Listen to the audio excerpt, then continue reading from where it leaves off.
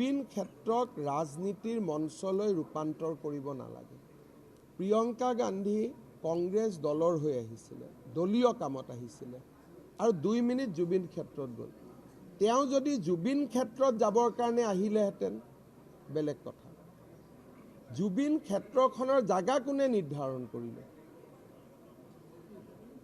জুবিনক যে তাত সমাধিস্থ কৰিব লাগে সেই নিৰ্ণয় কোনে ল'লে?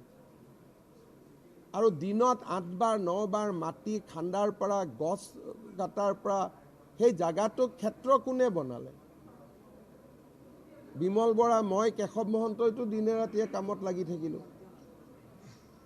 এতিয়া আমি স্থানটো কৰি দিছোঁ, বেলেগসকল যাওক, আমিতো বেয়া নাপাওঁ।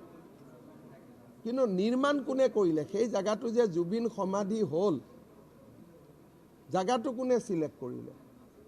প্ৰিয়ংকা গান্ধীয়ে কৰিলে নে হিমন্ত বিশ্ব শৰ্মাই কৰিলে?